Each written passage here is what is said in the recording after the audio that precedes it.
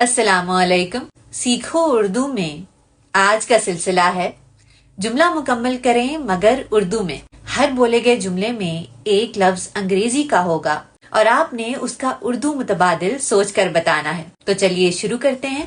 امتحان میں ایک طرح کے 2 سوال دیکھ کر میں کنفیوژن کا شکار ہو گئی. امتحان میں ایک طرح کے 2 سوال دیکھ کر میں الجھن کا شکار ہو گئی. بے پناہ مسائل کی وجہ سے آج کل وہ انزائٹی کا شکار ہے. بے پناہ مسائل کی وجہ سے آج کل وہ اضطراب کا شکار ہے. ان چھوٹی چھوٹی ناکامیوں کی وجہ سے آپ کو ڈس اپوائنٹ ہونے کی ضرورت نہیں ہے. یہ سب تو زندگی کا ایک حصہ ہے.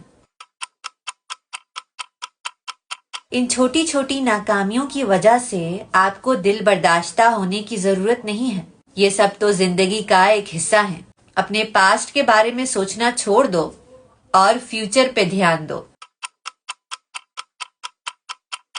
اپنے ماضی کے بارے میں سوچنا چھوڑ دو اور مستقبل پہ دھیان دو.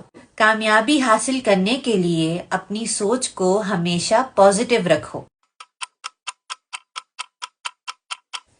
کامیابی حاصل کرنے کے لیے اپنی سوچ کو ہمیشہ مثبت رکھو.